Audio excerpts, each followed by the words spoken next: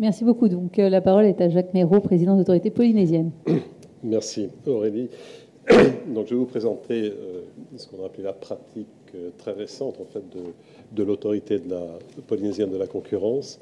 Peut-être avant de vous parler de l'activité, vous donner quelques éléments du cadre juridique, et puis ensuite aborder peut-être un peu de recul, très léger recul d'ailleurs, de quelques 2 années et demie, pour vous dire que certes notre activité ou l'action d'une autorité est sûrement nécessaire, voire indispensable, mais en tout cas elle n'est pas suffisante si à côté il n'y a pas une politique de concurrence qui là appartient pour le coup aux autorités publiques.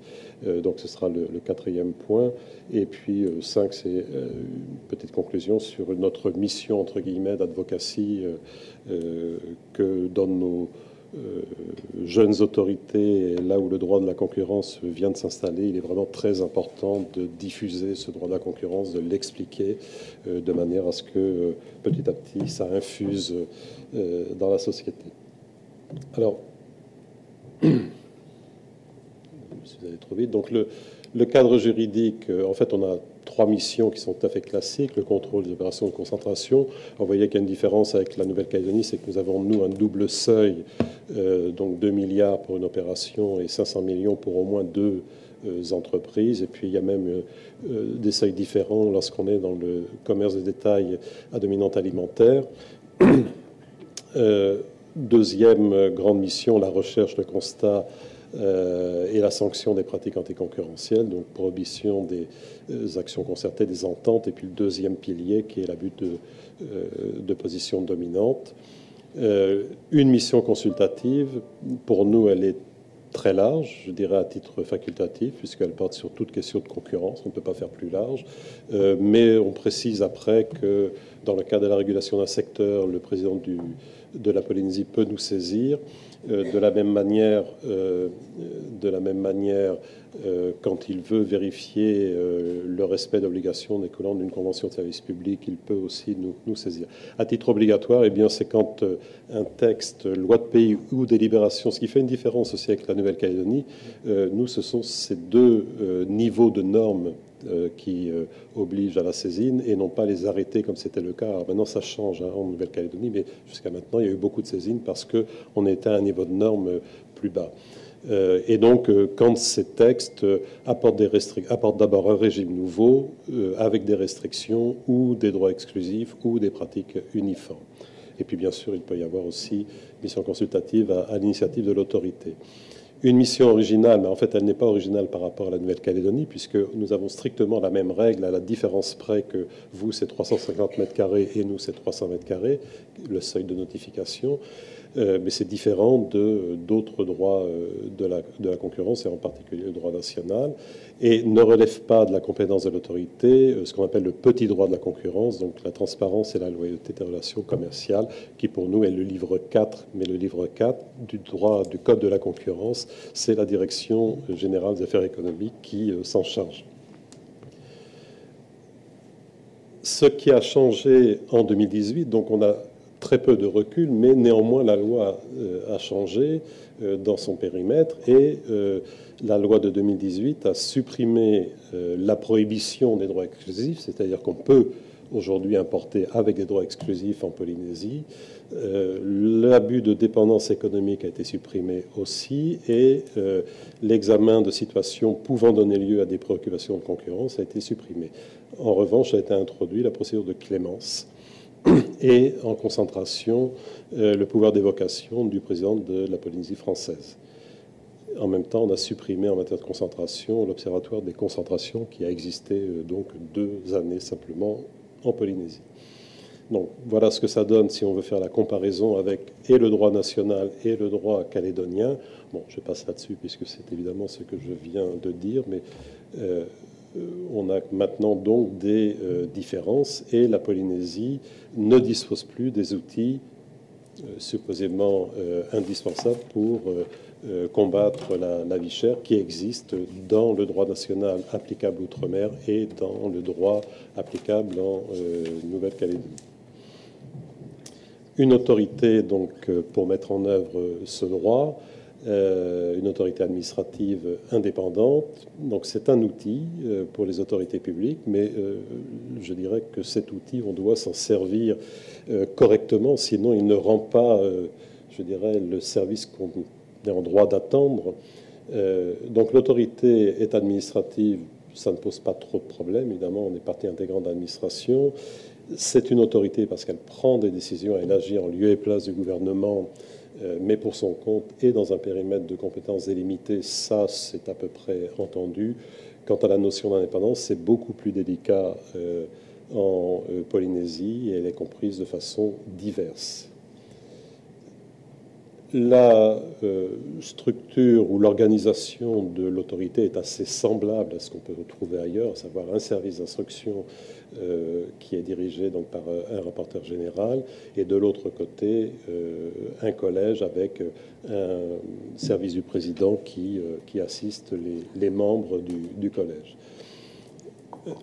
On est, après la réforme de 2018, néanmoins avec un droit de la concurrence qui est incomplet. Juste 2 points. Le premier, c'est de dire que les dispositions qui expliquent comment se déroulent les contrôles n'est toujours pas décrit dans un livre 5 du droit de la concurrence qui est vide. Et il y a un manque aussi en matière de dispositions procédurales, puisque certaines dispositions sont applicables selon le droit tel qu'il est écrit, aussi bien pour les concentrations que pour les pratiques anticoncurrentielles, ce qui pose évidemment des difficultés. Donc on ne sait pas exactement comment doivent se dérouler les contrôles, mais on sait qu'on peut sanctionner s'il y a opposition en fonction, ce qui est un petit peu étonnant. En revanche, nous disposons de droits d'investigation plus contraignants, puisque nous pouvons organiser les opérations de visite et de saisie, puisque là c'est une compétence de l'État, et l'État a pris les textes. Alors ça a pris un peu de temps là aussi, mais depuis juillet 2018, nous avons une loi qui a ratifié une ordonnance qui avait été prise antérieurement. Alors l'activité, donc dans ce cadre que je viens de décrire, l'activité de l'autorité a commencé avec sa première décision en juillet 2016, c'est-à-dire qu'entre juillet 2015, où je suis arrivé avec ma petite sacoche et rien d'autre, il s'est passé quand même 1 an avant que nous puissions nommer les membres, nommer la rapporteure générale, recruter le personnel. Et la première décision donc, est intervenue en juillet 2016. Donc ça fait donc 2 ans et demi que nous sommes en activité. D'un point de vue quantitatif, vous avez les chiffres. Alors évidemment, ça fait beaucoup moins qu'en Nouvelle-Calédonie. La raison, on a déjà évoqué, c'est que nous n'avons pas les mêmes seuils, ni en concentration, ni en avis. Donc évidemment, ça ne fait pas le même nombre de décisions. Du point de vue qualitatif, vous avez ici une énumération des secteurs économiques que nous avons touchés à travers nos différentes décisions et avis, et des recommandations qui sont en partie suivies, mais on y reviendra un petit peu plus tard.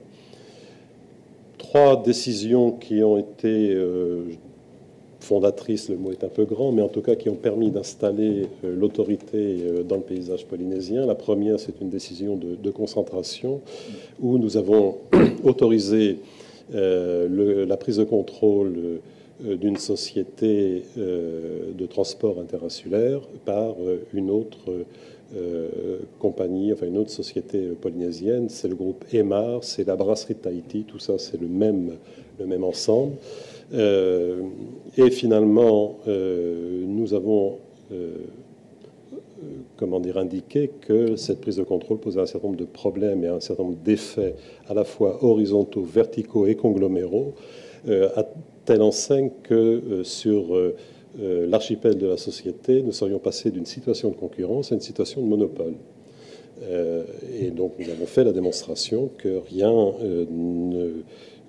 cette situation de monopole était justifiée par l'entreprise, par les avantages en termes d'aménagement du territoire que ça allait apporter et une éventuelle rétrocession vers le consommateur. Et notre analyse était relativement différente. C'est pourquoi nous avons autorisé effectivement l'opération, mais sous réserve qu'il y ait la revente d'une partie des actifs qui étaient achetés.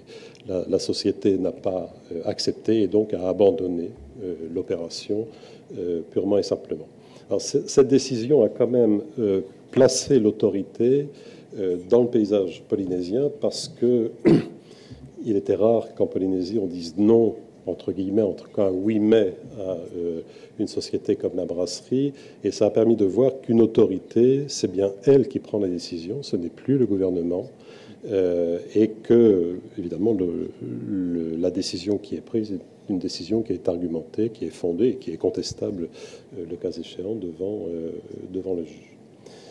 Donc ça, c'est la première décision en matière de concentration. La deuxième, c'est une autre opération de concentration où là, nous avons pris une autorisation sous réserve de mise en œuvre d'engagement qui avait été proposé par un groupe hôtelier qui rachetait un groupe d'agences de voyage, Tahiti Nui Travel. Donc on voit bien le problème que ça pose en termes d'effets verticaux entre un groupe et une agence de voyage. Les engagements qui ont été pris ont permis à l'autorité de donner donc une autorisation et nous les faisons suivre aujourd'hui ces engagements par l'intermédiaire d'un mandataire qui rend un rapport annuellement et pendant 10 ans. La troisième décision, c'est celle qui, pour le coup, intervient là en pratique anticoncurrentielle. C'est une décision dans le domaine de la téléphonie mobile, je l'ai évoqué ce matin. La société Pacific Mobile Telecom qui exploite la marque Vodafone en téléphonie mobile, a saisi l'autorité de pratiques supposément anticoncurrentielles qui auraient été mises en œuvre par la société Vini, qui est la filiale de l'OPT de Polynésie. Nous avons alors nous étions saisis au fond et en mesure conservatoire. Et dans le cadre des mesures conservatoires, il y avait deux griefs qui étaient en cause. Et au moment où nous apprêtions donc à traiter selon cette procédure le dossier, la société a souhaité faire des engagements et nous avons basculé à ce moment-là dans une procédure d'engagement. Ces engagements qui portaient essentiellement sur de la différenciation tarifaire et sur des pratiques de fidélisation, les engagements qui ont été pris nous ont permis de considérer que le fonctionnement concurrentiel dans ce domaine-là allait être rétabli. Et de fait, depuis le mois de juillet 2018 et pendant tout le deuxième semestre, nous avons eu un marché qui s'est effectivement animé avec des offres faites par la société Vini qui a modifié donc toutes ces offres. Et de l'autre côté, Vodafone, PMT, qui a contre-attaqué, si je puis dire, en proposant elle-même des offres concurrentes. Globalement, les prix ont ou stagné, mais avec beaucoup plus de prestations, ou bien ont légèrement baissé dans certains cas. Donc il y a là un avantage pour le consommateur. Et cette décision a permis, elle a eu un franc succès auprès des consommateurs en Polynésie, parce qu'elle a permis en outre de montrer que l'autorité, finalement, la question qui était posée de savoir qu'a fait l'autorité, qu'est-ce qui se passe depuis qu'elle existe, on voit qu'il faut un petit peu de temps. Et il faut un peu de temps, il faut quelques décisions de ce type-là, de manière à ce que le consommateur puisse toucher du doigt quel est le résultat, quelle est la conséquence de l'action d'une autorité. Donc ça a été une décision qui a eu aussi un intérêt de ce point de vue-là. Alors, ça c'est notre action. Alors, dit de manière assez rapidement, mais on est assez convaincu que ça ne suffit pas si ça n'est pas relayé par une action, plus qu'une action, une politique de concurrence volontariste du gouvernement. Alors, je vous ai cité, je ne vais pas revenir dessus, mais à la fois des extraits du droit de la concurrence et à la fois des extraits de débats à l'Assemblée de la Polynésie française où on voit que, évidemment, on est conscients qu'il y a un surcroît ou une importante réglementation et qu'il faudrait s'en libérer, jusqu'à très récemment, donc le président du pays qui, dans le débat d'orientation budgétaire, a indiqué que la libéralisation de l'économie était bien un objectif de la mandature du pouvoir qui est en place aujourd'hui. Mais au-delà de ce discours, on a un interventionnisme qui reste très prégnant. Alors d'abord dans les textes, puisque vous avez, si le principe de la liberté des prix est réaffirmé, on a un certain nombre de dispositions qui viennent réduire petit à petit, ou en tout cas dans certains cas, dans certaines situations, ce principe. Alors, je ne vais pas développer là-dessus, mais enfin, vous avez là les quelques citations. Il y a aussi un interventionnisme important, puisque la collectivité est un actionnaire d'organismes œuvrant dans le secteur concurrentiel, donc l'OPT, Air Tahiti Nui, la compagnie aérienne internationale, une banque, la Socredo, puis on pourrait énumérer un certain nombre de SEM ou d'établissements publics dans lesquels la collectivité est présente. Elle est chargée de la réglementation dans tous les domaines de sa compétence, ça c'est effectivement normal. Compétence statutaire qui est très large, puisque échappe à la compétence polynésienne uniquement les missions régaliennes. Elle intervient aussi dans l'économie par la réglementation relative aux aides publiques, puisqu'on n'est pas soumis au régime des aides d'État. Donc c'est à la fois des subventions, c'est de la défiscalisation. Alors on peut bénéficier, comme ici, de la nationale et de la locale.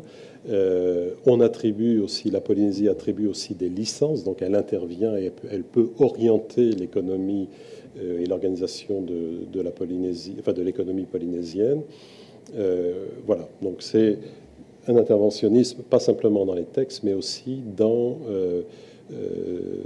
la réalité. Alors, il y a quelque chose qui est assez prégnant en Polynésie, c'est qu'on a cet inconscient de vouloir se garantir d'une rupture d'approvisionnement et de maintenir le lien vers l'extérieur. Et on pense qu'il faut intervenir directement. La collectivité pense qu'en intervenant directement, elle est la mieux à même de se prémunir contre ces risques-là. Et ça structure assez bien la manière de penser l'économie en Polynésie. En Polynésie, c'est pas le seul argument, évidemment, mais c'est quelque chose qui est important à prendre en compte. Alors, il faut donc une politique de concurrence pour libérer progressivement l'économie de l'interventionnisme chronique, là, comme le disent les débats de l'Assemblée, donc les représentants. Et pour ça, nous pensons que la mission consultative de l'autorité doit être un appui et doit être mieux utilisée par les autorités publiques. Et donc nous pouvons, alors bien sûr la stratégie de libéralisation de l'économie, ça appartient évidemment au gouvernement. On peut aider à travers des études sectorielles à informer le gouvernement sur la définition de cette stratégie. Et une fois que le cadre stratégique est défini, eh bien, le gouvernement peut nous consulter sur un certain nombre de sujets et nous souhaitons évidemment être un outil au service du pays et au service de l'ambition du pays qui est de libéraliser l'économie polynésienne. Alors, quand nous sommes consultés et quand une autorité de concurrence est consultée en général, évidemment, quand on est en avis, on n'est pas en contentieux, on ne cherche pas à qualifier les pratiques, on ne cherche pas à définir des marchés.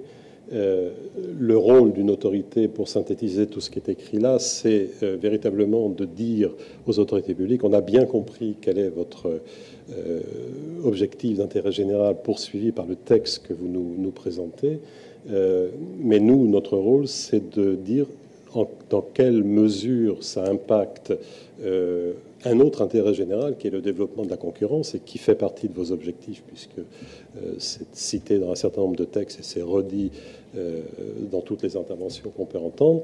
Et donc, c'est de voir comment on peut conjuguer, comment on peut concilier à la fois la poursuite de l'intérêt général qui est dans un texte donné avec cet objectif de développement de la concurrence. Et notre rôle, c'est de trouver les meilleures solutions. Si elles n'apparaissent pas dans le texte, eh bien à nous de les suggérer, à nous de convaincre le gouvernement qu'on peut à la fois satisfaire les deux ambitions, les deux manifestations d'intérêt général, mais en prenant des dispositions qui soient le moins impactantes pour le développement de la concurrence et le fonctionnement concurrentiel de l'économie polynésienne.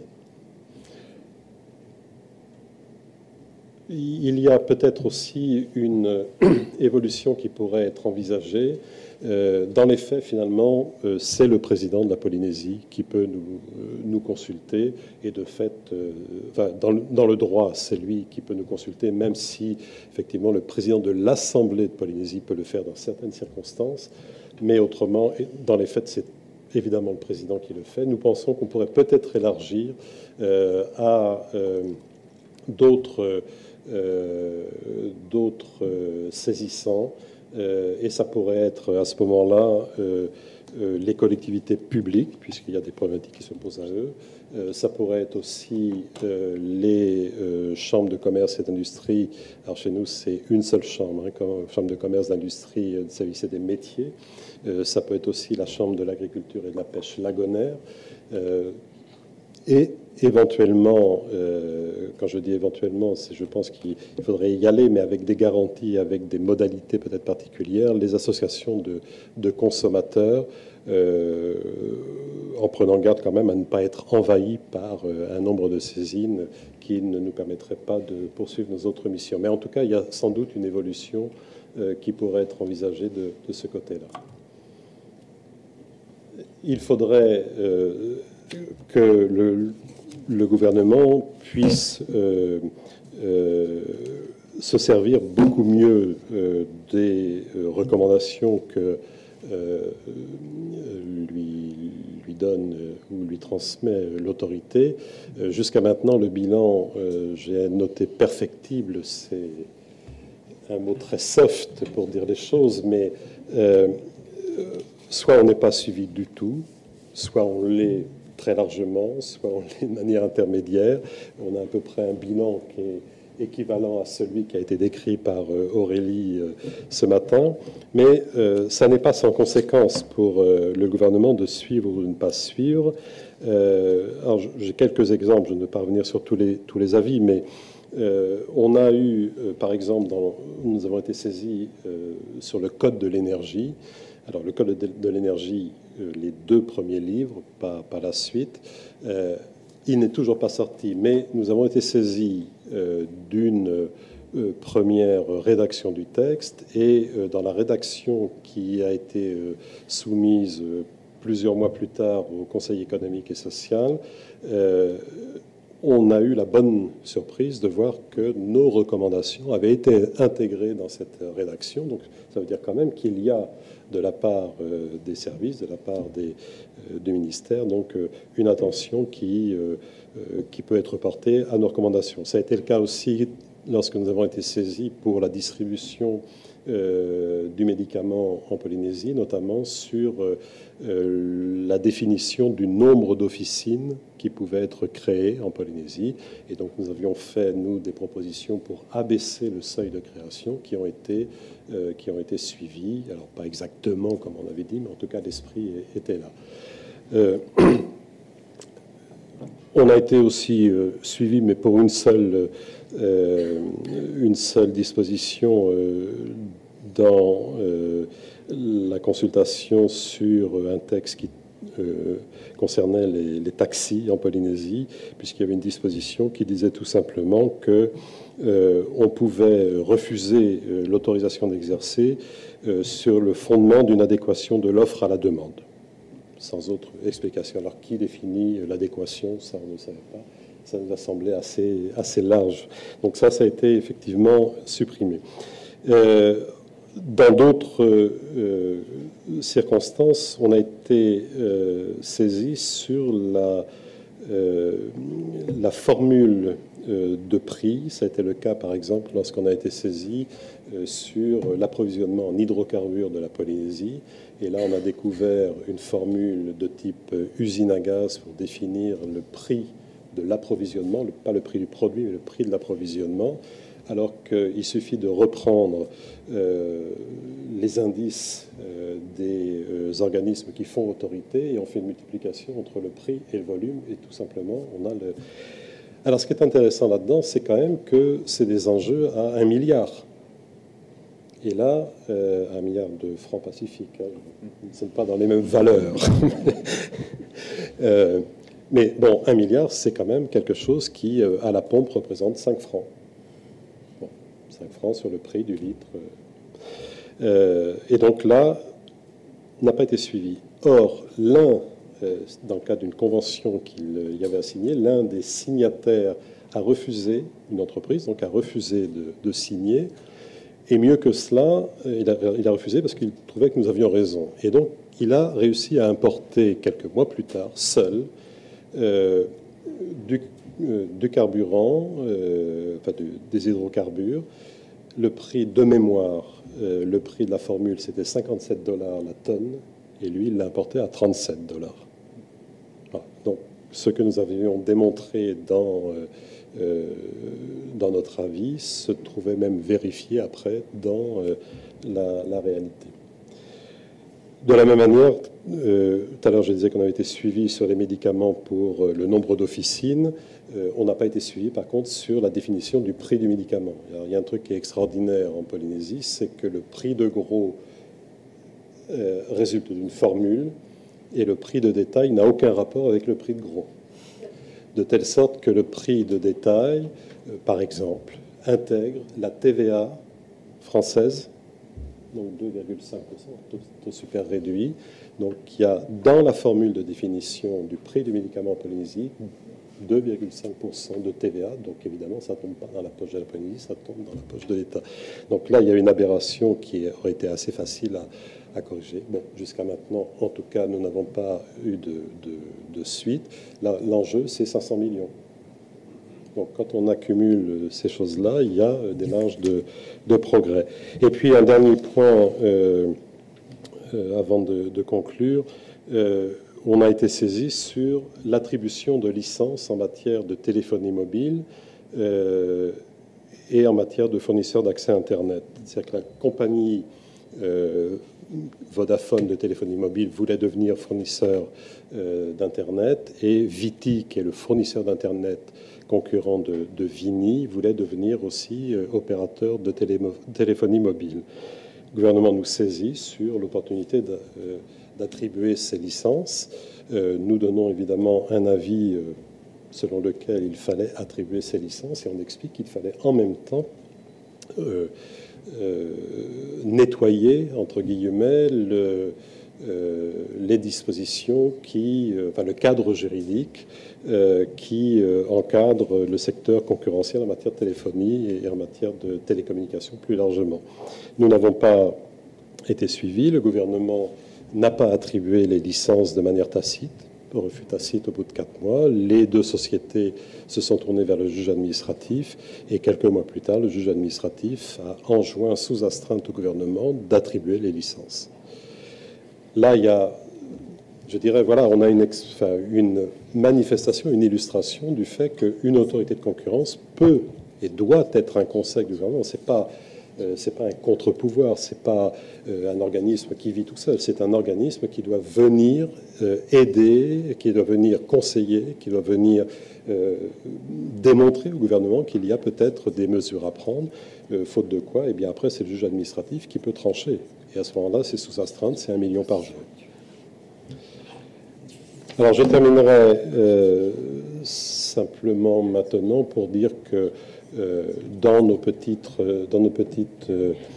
collectivités et en présence d'un droit qui est tout nouveau, qui fait face à des pratiques qui sont, elles, très anciennes, il y a nécessairement intérêt à ce que nos autorités se tournent vers les publics, à la fois les autorités publiques, les entreprises, le grand public, les consommateurs, évidemment, de manière à expliquer le droit de la concurrence, à permettre de le faire infuser dans la société. Et pour ça, donc, nous avons mis en place un plan d'action qui prévoit un certain nombre d'intervention. Et nous en avons une commune d'ailleurs avec la Nouvelle-Calédonie, puisqu'on a mis en place une formation d'1 an à destination public variés, les entreprises, ceux qui sont prestataires des entreprises et tout autre public, de manière à ce que justement ce droit de la concurrence dans nos collectivités soit mieux connu. Voilà, donc mission d'advocatie que nous devons remplir. Merci.